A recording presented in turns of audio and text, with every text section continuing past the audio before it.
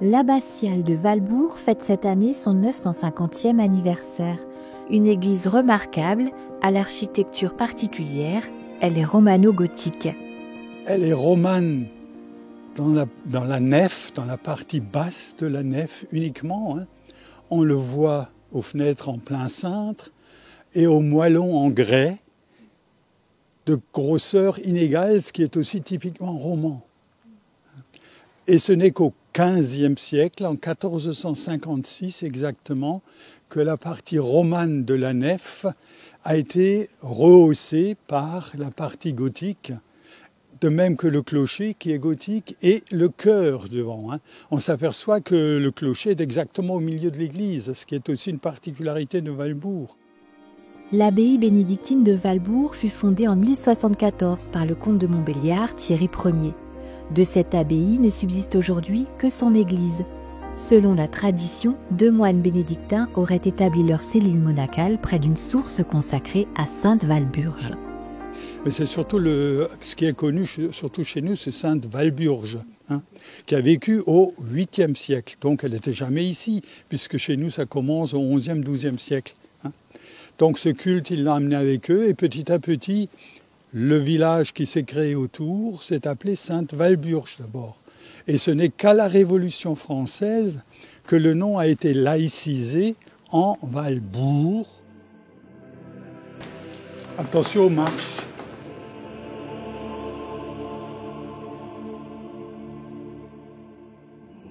Parmi les richesses de l'église, un reliquaire qui a révélé une surprise.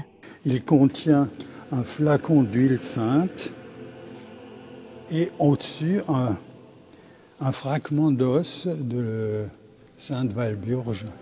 Et un jour, quand j'ai regardé le reliquaire, j'ai vu qu'il y avait des vis en bas et je les ai dévissés et il m'est tombé entre les mains ce certificat d'authenticité qui est écrit en latin, justement, qui certifie l'authenticité de la relique. Donc on a bien un fragment d'os ici. Et au-dessus, on a la vie de sainte Walburge résumée avec ses parents, ses frères qui étaient abbés, elle-même. Il manque ici l'enroulement de sa crosse. Mais sinon, tout est résumé, sa vie ici, au-dessus, au sommet du reliquaire. Autre originalité de l'édifice, des inscriptions latines qui nous livrent une révélation. On a au-dessus de la porte de la sacristie, presque plus lisible du tout, ou effacée, une inscription latine dont la dernière phrase dit « Ubi corporaliter quiescit ». Ici, il repose corporellement, s'agissant de Frédéric II de Souabe, dit Frédéric le Borgne, le père de Frédéric Barberousse, qui est enterré chez nous, avec sa femme Judith. C'est la seule chose, la seule preuve qu'on ait de la présence ici du tombeau. On ne sait pas où, et on ne sait jamais où, on ne sait pas où. Les visiteurs demandent mais où.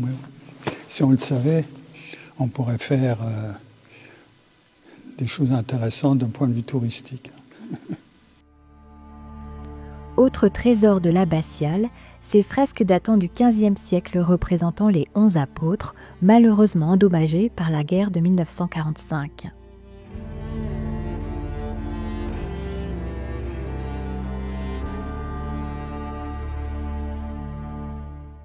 Cette statue en bois, dont la Vierge à l'Enfant, Sainte Walburge ou encore Saint Benoît, datent également du XVe siècle.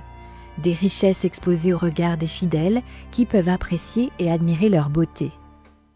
950 ans, c'est quand même presque 1000 ans. Donc c'est exceptionnel.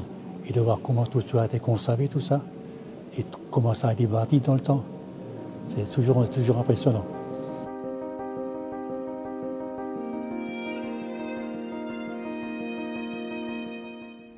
Mais le joyau de l'abbatiale, ce sont ces 5 vitraux du XVe siècle, sans équivalent, dont 3 verrières de l'abside, qui constituent une véritable suite chronologique biblique de 63 panneaux. Et ces 3 verrières ont plusieurs aspects passionnants. D'abord, ce sont des suites. À gauche, on a la verrière consacrée au cycle de Marie, toute la vie de la Vierge, depuis ses parents jusqu'à la naissance du Christ. En bas à gauche, on voit l'entrée du Christ à Jérusalem. Et on a ici le cycle de la Passion. Et la crucifixion, à elle seule, occupe 6 panneaux. Et quand on arrive en haut à la crucifixion, ça continue à droite sur la 3e verrière, avec la descente de la croix, la mise au tombeau, etc., l'ascension, l'Assomption de la Vierge. Mais on appelle cette 3e verrière le cycle de Saint Jean-Baptiste, parce qu'il y a 6 tableaux tout en bas qui représentent la vie de Jean-Baptiste.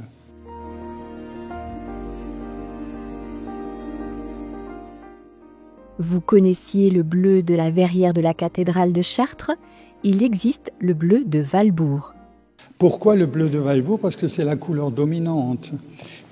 Pourquoi est-ce qu'il y a tellement de bleu? J'ai recompté tout à l'heure encore une fois, parce qu'à l'arrière-plan de toutes les scènes d'extérieur, il y a un ciel bleu avec des motifs floraux stylisés. Et j'ai compté tout à l'heure que dans la verrière centrale, il y avait comme ça 27 scènes d'extérieur. Donc si vous avez 27 fois du bleu, eh bien c'est normal que ce soit le côté dominant.